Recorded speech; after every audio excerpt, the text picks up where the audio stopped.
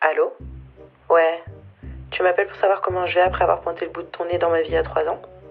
Tu sais, t'aurais pu prendre ton temps pour venir et sonner à d'autres portes. J'étais pas si impatiente de grandir, moi. Mais bon, faut bien apparemment. En fait, je crois qu'on n'est jamais vraiment prêt à passer d'ado à adulte. La frontière est quand même grande. Ça fait tout drôle d'être forcé ou non à prendre son envol. Tu passes de YOLO, j'ai aucune responsabilité à... vous voulez me dire ce que je fous là? Les responsabilités, les papiers, les loyers, les taxes, les impératifs dont tu connaissais même pas l'existence. Plus, à côté, t'as les études et le taf. Mais, on passe tous par là. Donc, non, je n'ai pas été la seule, tu vois. Et tu vas être fière de moi. Parce que j'ai appris à vivre avec, et 3 ans après, je peux te dire que je commence même à kiffer la petite femme que je suis en train de devenir.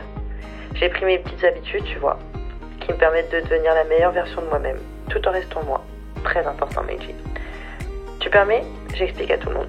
Bon, je vais pas t'expliquer comment payer ton loyer, ni comment régler tes factures, mais plutôt comment une vie saine et objectivée peut simplement changer ta life. It's a girl Zara, bienvenue sur ma chaîne. J'ai toujours été grave ambitieuse. Depuis toute petite, j'ai toujours eu envie de réussir, de travailler fort, etc. Pour répondre aux règles de la société qui disent faire des études, avoir un bon boulot, être belle, entre autres, j'ai fait tout ça. Je parle pas de la beauté, hein. Je me plaisais dans tout ce que je faisais. Bref, je me plaisais dans tout ça et en même temps j'apprenais parce que j'étais en alternance. Jusqu'au jour où je me suis rendu compte que j'étais plus à ma place, que ce que je faisais, c'était vraiment une habitude qui me convenait plus. J'en avais marre de me lever tous les matins pour faire quelque chose qui me plaisait, mais pas autant que ma passion. J'en avais marre de donner du crédit et donner mon temps, ma préoccupation, ma motivation, ma créativité à quelqu'un, alors que j'avais envie de me la donner à moi-même. Je sais pas si tu captes. Ça a été dur à accepter. Mais j'ai réussi. Il a fallu que je change un peu mon état d'esprit et que je me dise, ok, t'es capable de le faire.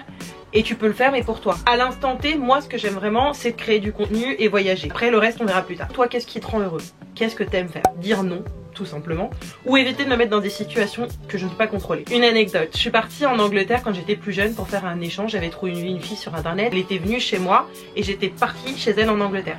D'ailleurs je vous le conseille pas, si vous devez faire des échanges, allez d'abord chez la personne. Je l'avais grave bien mis, je l'avais présenté à tous mes amis, on avait fait grave des soirées, je l'avais amené dans un parc d'attractions, on avait fait plein de restaurants, enfin bref, on s'entendait super bien et tout. Je suis partie en Angleterre. J'ai vécu les 3 semaines les plus longues de ma fucking vie. Elle m'a mis la misère. Elle m'insultait en anglais avec toutes ses potes. Donc moi en plus j'étais plus jeune, je comprenais pas trop l'anglais. Mais je savais que slut ça voulait dire salope. Elle m'amenait tous les jours à l'église. Chacun sa religion, chacun sa conviction, etc. Mais j'avais pas envie d'être tous les jours à l'église. Franchement flemme tu vois. Même si c'est des églises gospel parce que bon c'était elle y allait pour chanter. Tous les jours j'étais assise sur un canapé et je la regardais chanter. À un moment donné c'était relou, t'as capté. Je pouvais pas me permettre de rentrer plus tôt que prévu. Donc du coup j'ai dû attendre pendant 3 semaines dans cette ambiance hyper tendue. Plus jamais Zara tu ne te mets dans des situations où tu ne peux pas partir quand t'en as envie, où tu peux pas dire merde à la personne qui t'emmerde. J'ai vraiment maintenant besoin, et en grandissant je me rends compte, d'avoir le contrôle sur tout ce que je fais. Arrêter de vouloir plaire et d'être aimé par tout le monde. Ça c'est une chose que l'on fait tous inconsciemment ou qu'on a tous déjà fait. Je vous avoue que quand j'étais jeune, je parlais à tout le monde. Même quand il y avait des gens qui me paraissaient pas cool, pas fun, pas drôle, parce que vraiment j'aime bien les gens qui rigolent. Soit chill, t'as pas besoin de te prendre trop au sérieux. Le genre de personne grave hautaine, t'arrives à côté d'elle, elle t'adresse pas un mot. Je me forçais à parler à ces gens-là. Alors que vraiment, ils me donnaient pas du tout envie de leur adresser la parole. Mais je le faisais parce que je me disais, bon allez fais un effort, peut-être qu'elle est gentille. Et en fait aujourd'hui, mais heck, ces gens-là, c'est pas que je leur donne même pas l'heure. Ils veulent pas me parler, ils veulent être froids. Si t'as envie d'être dans ton coin et râler et faire la gueule et tout, fais la gueule de ton côté. Pas de mauvaise vibe, pas de mauvaise onde dans ma vie. Et genre, juste, je leur parle plus à ces gens-là. C'est pas pour autant que je me fais plus d'amis ou que je parle à personne, au contraire, juste je prends plus le temps de calculer des personnes qui n'en valent pas la peine. Sport et alimentation. Ça fait 14 ans que je fais de l'athlétisme, j'en fais depuis l'âge de 9 ans, donc c'est vraiment une habitude pour moi. J'y allais 4 à 5 fois par semaine à l'époque, et en fait, pour ceux qui savent, je suis partie 2 ans à Paris, où j'avais plus trop le temps de m'entraîner, j'avais un rythme très intense entre le travail, les études, les petits boulots par-ci par-là, etc. Je mangeais aussi pas mal au restaurant.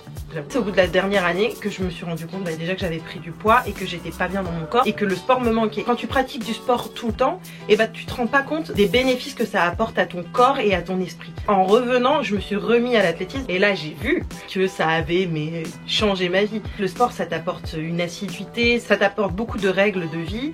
T'es bien psychologiquement, t'es bien physiquement parce que t'as une sorte d'adrénaline, de sentiment. T'as l'impression que tu vas tout niquer en fait quand tu finis de faire une séance. L'effet que ça apporte à votre corps et à votre mental, c'est fou. Et l'alimentation, c'est pareil. C'est deux éléments qui contribuent à mon bonheur au quotidien. C'est des éléments que je peux pas négliger parce que quand je le fais, et ben, je me sens grave mieux. Mon vision board, comme je vous en ai déjà parlé dans ma première vidéo de retour où je vous dis que je pars en Asie, j'ai créé mon vision board sous les conseils de la mère Marfo. Un vision board, c'est quoi? C'est toi qui crées ton propre tableau où tu incorpores des images, des citations, des mots, des choses que tu as envie de faire et accomplir dans l'année. Et là en fait j'ai créé mon vision board de 2019 pour l'année 2020. Ça m'aide à y voir plus clair dans ce que je veux faire et être. Par exemple dans mon dernier vision board j'avais mis que je voulais voyager et faire le tour de l'Asie avec ma meilleure amie. Cette année j'ai juste mis l'Asie parce que c'est vraiment ce que je vais faire. J'ai aussi envie de trouver un appartement, travailler à mon compte. Enfin je vais pas vous raconter tous mes projets, ça serait chiant. J'ai mis tous les projets que je veux atteindre avant la fin de l'année 2020. Ça va être une bad bitch d'année, donc vous avez intérêt de suivre les to-do list. C'est un truc que j'ai appris dans mon ancien taf. Et oh my god, comment ça change la vie. En fait, je suis grave paradoxale. J'ai envie de grave bosser, j'ai envie de faire plein de choses. Je suis une pile électrique, je supporte pas rien faire. En même temps, je suis une flemmarde. Je suis trop du genre à repousser les trucs au lendemain. Quand on parle de ménage, c'est pire. Je repousse tout au lendemain et en fait, je fais ça au dernier moment. J'ai décidé de ne plus repousser toutes ces choses-là, d'essayer de faire le truc sur le moment. Tu vois, quand j'ai vraiment du temps, je le fais. Les to-do list, ça m'aide vraiment à définir ce qu'il faut que je fasse dans la journée. Je me fais une grosse to-do list à la semaine des choses à faire cette semaine d'urgence et je me fais tous les soirs avant de dormir la to-do list pour le lendemain. Ça permet d'y voir plus clair dans ce que tu as à faire. Donc je te conseille être grateful. Vous allez peut-être vous dire que je suis trop optimiste et que la vie n'est pas toute belle et toute rose tout le temps. Évidemment, c'est clair et ça l'est pour tout le monde. Chacun a ses problèmes. Les trucs à régler, les impératifs, problèmes que ce soit de santé, que ce soit familiaux, travail. Partout. On a tous des soucis et on n'en parle pas forcément tout le temps. Tout ce que je fais et tout ce que je vous dis aujourd'hui c'est pour nous. Parce que bitch, je veux être bien pour moi en fait. Faut que les gens commencent à penser aussi pour eux. Et moi j'ai envie d'être heureuse. Et en fait pour moi, être heureuse ça passe aussi par être grateful souvent. D'avoir la santé, d'avoir la vue, de respirer, de pouvoir manger, boire. C'est des choses qu'on a au quotidien et en fait on s'en rend même plus compte. Généralement vous le voyez quand vous êtes malade, quand vous avez le nez bouché ou quand vous avez mal à la gorge. À chaque fois on se dit oh putain mais en fait j'étais bien avant. Ah ouais?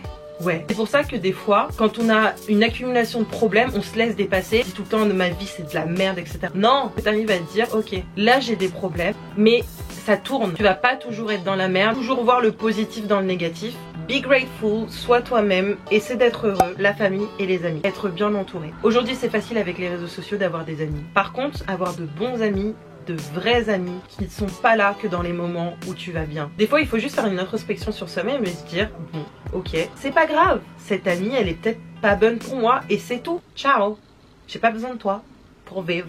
Mais les vrais amis, ceux à qui tu te confies sur toute ta vie, en qui tu as une confiance mais aveugle. Et c'est pareil pour la famille. On n'a pas tous la chance d'avoir grandi dans une famille saine, aimante, etc. On choisit pas sa famille mais on choisit ses amis. Donc si tu peux choisir des amis qui sont bons pour toi, fais-le. Bye aux gens qui ne te considèrent pas, qui ne t'aiment pas, qui ont de mauvaises influences.